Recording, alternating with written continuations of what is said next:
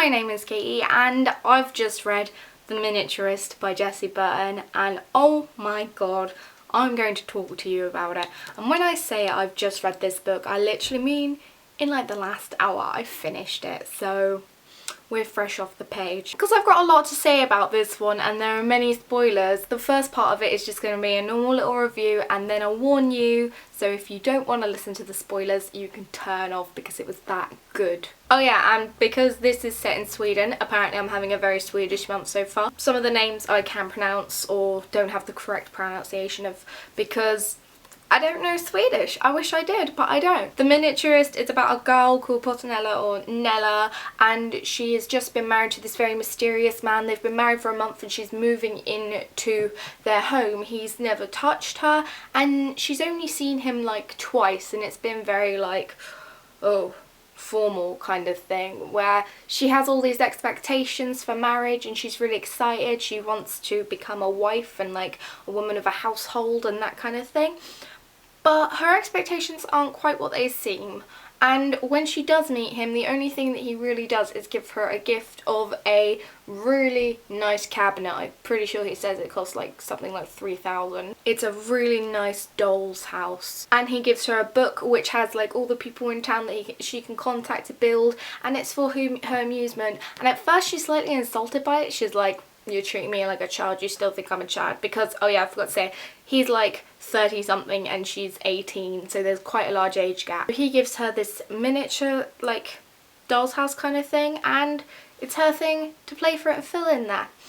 There are some other characters in this because in the household you have the sister of her husband called Marin, I think she's called, and she's very strict. Oh, we must not eat because that's gluttony and that's like sinning. There are also the two servants, Cornelia and Otto, and Otto is, I believe, he's African. They don't really specify like what race he is, but obviously he has darker skin, which means in 1600s it's not a great time for him, so they call him things like savage and all that kind of thing. And Cornelia, she's been there, she was a orphan and like he kind of adopted her and was like, come be a servant for me. So Nella's living in this house, no one's really kind to her, or at least they kind of like just putting up a front for her, and weird stuff is going on. She gets all these miniatures and like stuff starts to happen. It's like one of the most dramatic books I've ever read that have been set in like the 1600s. It's ridiculous how dramatic it gets. I'm saying it's like a soap opera. It's like a 1600s soap opera, and for the first couple hundred pages I was a bit like, it's okay, because I'd heard a lot about it and I kept on seeing it everywhere and I was like, I'm gonna read it. And then after that there was something that happened where I just flew through it. Like I went straight for that thing and I really did enjoy it. If you like drama and just the way it is written as well is really beautiful, like the description and everything, it's really good. It deals with like sexuality because you got Nella who thinks of what is to be a wife and what is to be a woman and these kind of things.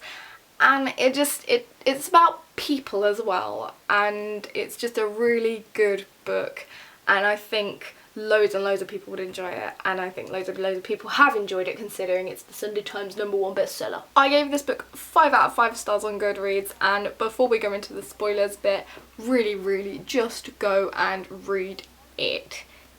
Do it. This part I'm gonna give you like right now to turn it off because it's gonna be spoilers from here on, so here is your chance. You left yet? You left? Okay, if you haven't left, it's completely your fault because the spoilers. Oh my god, this book. Okay, right. So I'm reading it and I'm thinking they've got so much sass, there's so many backhanded comments, and I'm like, okay, it's quite cool for a book set in the 1600s and not completely prude and that kind of thing.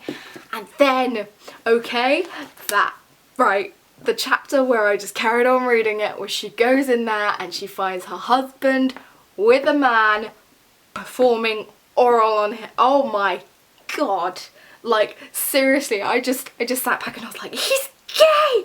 Ah, like that just turned the whole tone of the book, because I wasn't expecting that in the least. That was like the last thing on my mind. I was thinking, oh, he's just secretly shy, he's got something wrong with him, he's got all these things, but no. And it's just, oh my god, it gave it such a turn. And like, I thought that was going to be the big twist, and then you find out Miranda's pregnant, and I'm there like, and hearing that story about her and the bloke who, I can't remember, Franz I think he's called, or something like that. I'm not gonna be able to find him now, but the bloke who she was supposed to get married to, hearing that story first, and about how like he sold her all that, he gave her all the stuff once a year because his brother rejected her, I was like, why is your husband such a douche? And I really, like, it made me actually go, oh, I want them to be together now.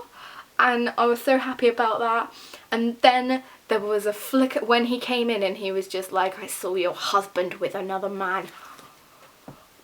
Oh, so good, so good. Like, I was, it really shocked me. I was not expecting it to be this good. There were so many scandals. Then she goes, she's there and she's like, says Otto is the father. I was just there like, oh snap, things just went up a notch. And then I was devastated when she died. When she died, I was just there like, no, there needs to be a little bit of happiness in this book, because everything is just, oh, so dramatic. Oh, and this bit's going to be so backwards and forwards like it usually is, because I'm excited. Okay, that Jack Dick bloke, he is horrible. When he stabbed the dog in the head, I was really like, oh, that hurt me. And because like, you can do anything to people, like people get mad, that makes me sad, but killing an animal, no, I'm not okay with that. I'm really not okay with that. And then when Jonas is, I hate saying his name because I don't feel that's how you meant to say it, but it's like really annoying, and that's how I had to read it all the way through. When he gets caught and then they're like, you have to get away, I was just there like, okay. I really wanted him to get away, and then that little boy comes in and is like, we've got him. My heart was just there like, you're crushing me. Thank you, Jessie. Apparently your whole aim of this book was to just crush me. The whole court case, there was a little tiny bit of hope in me that was thinking, he's going to be fine, he's going to be free. Nope. Found guilty, gets killed, gets taken under the water. Oh my god. The only light at the tunnel was Thea and Otto. That was the only thing, and it was just, it was such an emotional roller coaster. I was no way expecting it to be that much an emotional roller coaster, and I was so happy. Because like, I gave it 5 stars, and it was so good. That's it for this video. If you're still watching it because you like spoilers and you haven't read the book, go read the book. It's so worth it, and it is just a brilliant read. I definitely gave it 5 stars. I loved it, and that's all I have to say. Have a good week, and I'll see you next time. I'm gonna go cry now. Bye.